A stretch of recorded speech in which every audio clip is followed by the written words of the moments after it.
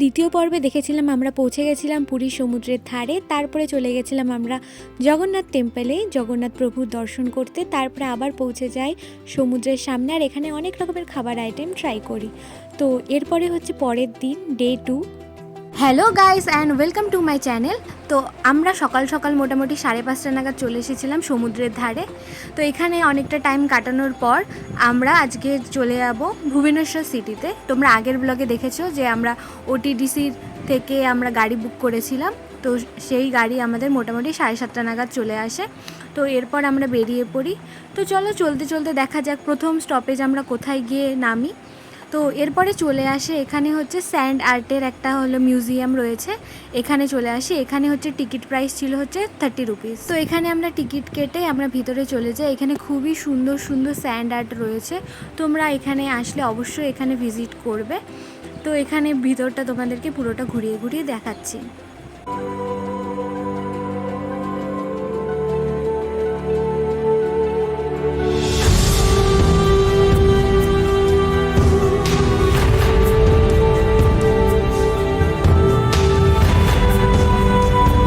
আমরা বেরিয়ে পড়েছি, চলো এগিয়ে যাই, দেখি এরপরে আমরা কোথায় যাই।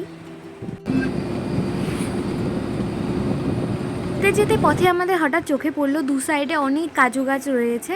তো এখানে এই সিজনে এখনও কাজু ধরেনি, এখন এই যে ছোটো ছোটো ফুল দেখতে পাচ্ছ। তো ফাইনালি আমরা চন্দ্রভাগা বিচে চলে আসি। তো এই চন্দ্রভাগা বিচের এখানে আমরা বেশিক্ষণ থাকিনি, অল্প সময়ই থেকেছিলাম। যে সাইডে কার রাইড করতে পারবে, ফটো তুলতে পারবে, তো তোমরা এখানে কিছুটা টাইম কাটাতে পারবে সুন্দর। তো আমরা বেশিক্ষণ থাকিনি। ফাইনালি এখন আমরা চলে এসেছি চন্দ্রভাগা বিচে, তোমরা দেখতে পাচ্ছ। তো আমরা আজকে মোটামুটি 7:30টার দিকে বেরিয়ে পড়েছি ঘুরতে যাওয়ার জন্য।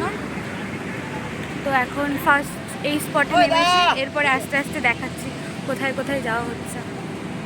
সমুদ্রের সামনে গিয়ে দাঁড়ালে এরকম মনে হয় যে এখানেই কিছুক্ষণ দাঁড়িয়ে থাকি, কিন্তু আমাদের বেশি সময় এখানে দিলে হবে না, কারণ আজকে আমাদের অনেক জায়গায় ঘুরতে হবে। তো তারপরে এখান থেকে আমরা কাজু বাদাম কিনি। এখানে দু রকমের কাজু রয়েছে, একটা 550 টাকা কেজি আর একটা 500-450 টাকা কেজি। তো এখান থেকে আমরা অল্প কাজু নিয়ে নিই, তারপরে আগিয়ে গিয়ে আমরা আরেকটা শপ থেকে আরও কাজু কিনি। তো তোমরাও আসলে এখান থেকে তোমরা কাজু নিতে পারো। এখানে কাজু কোয়ালিটি দু রকমের আছে, তোমরা নিজেদের পছন্দ মতো নিবে। আমরা গাড়িতে বসে যাই, এটাই আমাদের গাড়ি ছিল, যে গাড়িতে করে আমরা ঘুরতে বেরিয়েছি। সকাল বেরোনোতে কারোই কিছু খাওয়া দাওয়া হয়নি, তো আমরা এই হোটেলে চলে আসি। এখানে অনেক রকমের খাবার রয়েছে, সাউথ ইন্ডিয়ান, নর্মাল। তো এখান থেকে এক একজন এক একটা খাবার চুজ করে নেয়। কেউ এখান থেকে হচ্ছে ইডলি নেয়, কেউ নিয়েছে এখানে ছোলে বাটুরে, আমি নিয়েছিলাম আমার ফেভারিট মশালা ধোসা। তো এখানের প্রত্যেকটা খাবারই ভালো ছিল। খাওয়া সারতে সারতে মোটামুটি আমাদের 10টার মতন বেঁচে যায়। এবার আমরা চলে এসেছি কোণার্কের সূর্য মন্দিরে। তোমরা এখানে আসলে অবশ্যই মাথায় রাখবে, এখানে ভিতরে ঢুকতে অনেকটা হাঁটতে হয়। তো প্রথমে এখানে ঢোকার পরে তোমাদের সোজা এগিয়ে যেতে হবে। সোজা কিছুটা যাওয়ার পরে বাঁ সাইডে রয়েছে টিকিট কাউন্টার, সেখানে টিকিট কাউন্টার থেকে তোমরা হচ্ছে জনপ্রতি টিকিট কেটে নিবে। তো এখন জনপ্রতি টিকিটের প্রাইস হচ্ছে 40 রুপিস। তো এখানে আমি আর মা আর বুনু চলে যাই টিকিট কাটার জন্য।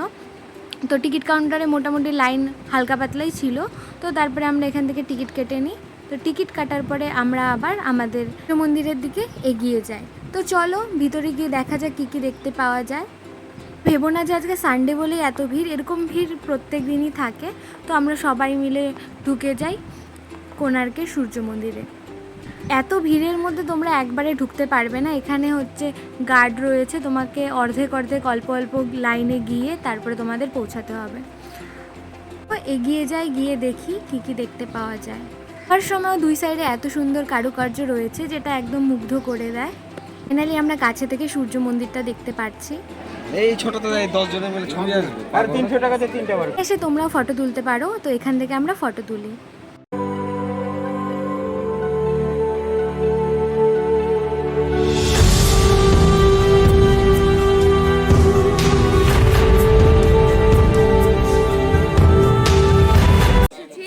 কোণার্কের সূর্য মন্দিরে।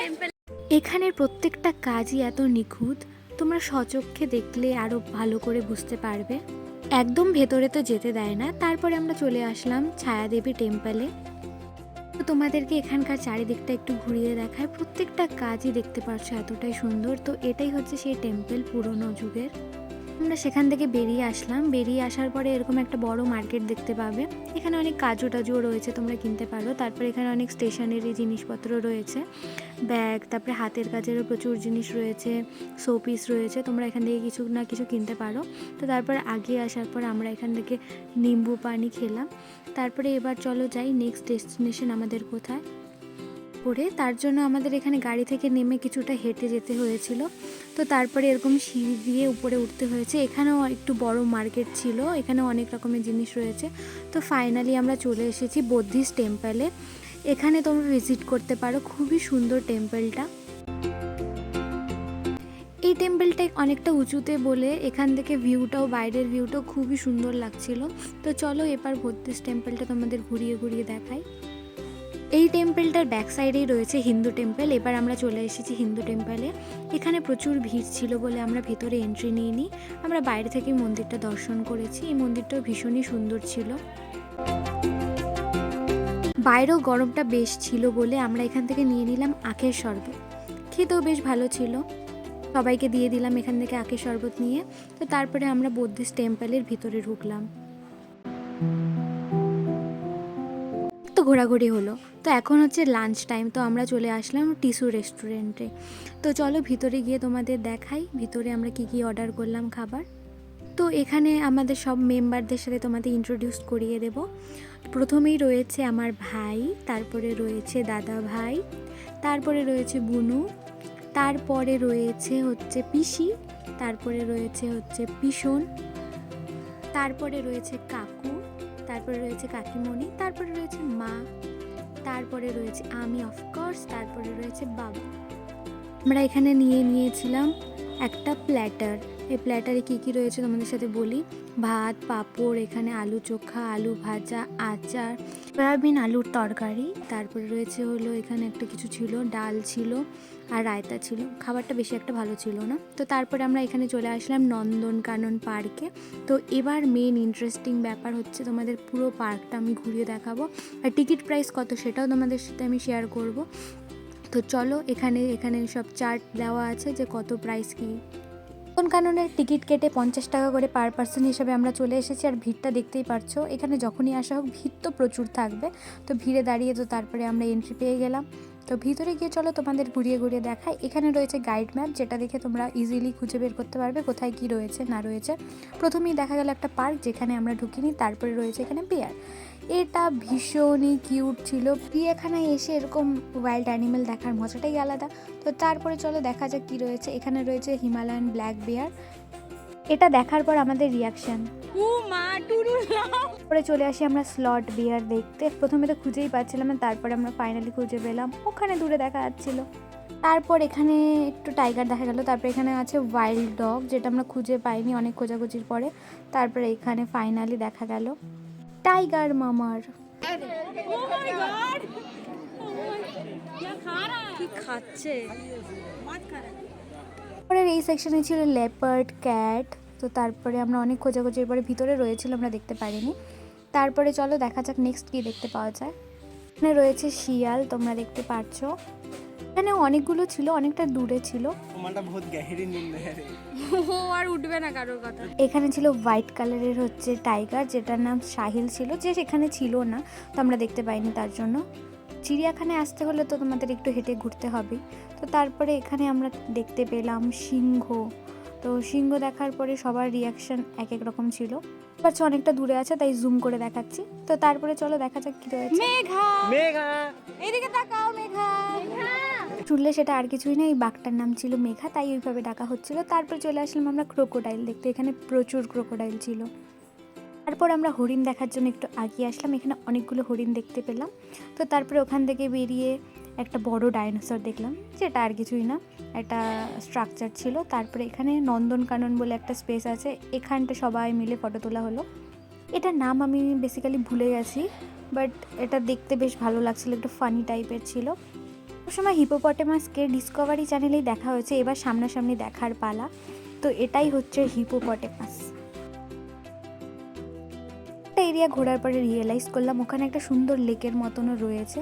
তো চলো সেখানে যাওয়া যাক। এখানে দাঁড়িয়ে আমরা ফটো তুলেছি, যেটা আর বলার নয়। তো এখানে একটা রোপওয়ের মতনও আছে দূরে, যেটা তো তোমরা চড়তে পারো, যেখানে আমরা যাইনি। তো তারপরে এখানে চলে আসলাম, এখানে প্রচুর হরিণ ছিল, তারপরে একটা বান্দরও ছিল। রয়েছে ব্ল্যাক বাক, যেটা ভীষণই কিউট ছিল, তোমাদেরকে জুম করে আমি দেখাবো একটা ক্লিপ।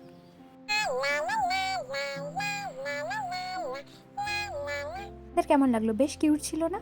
তো চলো তারপরে তোমাদেরকে নিয়ে যাই আমি এবার পাখি দেখাতে। এখানে রয়েছে ভীষণ সুন্দর সুন্দর পাখি, আর একটা মন খারাপের জিনিস যেটা হচ্ছে বড় পাখি হয়তো এত বড় নেট তারা ভালো করে উঠতে পারছিল না। তারপর এখানে একটা ঈগল দেখতে পেলাম। তারপরে এখানে একটা সুন্দর গার্ডেন ছিল, যে গার্ডেনে প্রচুর সুন্দর সুন্দর রকমের ফুল ছিল। তো তারপরে আমরা আর বেশি কিছু ঘুরিনি, তারপরে আমরা চলে এসেছি গাড়িতে উঠে। এবার চলো ডেস্টিনেশনে যাওয়া যাক। একটা লেকের মাঝখানে মন্দির দেখতে পাওয়া গেল। তো তারপরে আমরা দেখতে পেলাম লিঙ্গরাজ টেম্পল। তো চলো এবার লিঙ্গরাজ টেম্পলে যাব।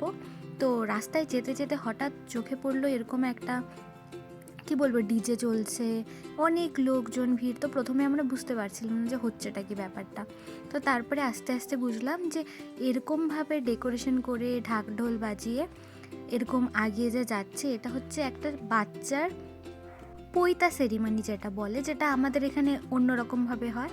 এখানে নিয়মটা একটু অন্যরকম, এরকম সাজিয়ে এত সুন্দরভাবে ডেকোরেশন করে এরকমভাবে নিয়ে যাওয়া হয়। তোমরা দেখতে পাচ্ছ যে বাচ্চাটা বসে আছে ঘোড়ার গাড়িতে, সেই বাচ্চাটারই আজকে হলো পৈতে সেরিমনি, যেটা ওখানে লোকাল লোকজন থেকে জানা হয়েছে। লোকাল লোকজন বলতে যে ড্রাইভার ছিল তার থেকেই জানা হয়েছে।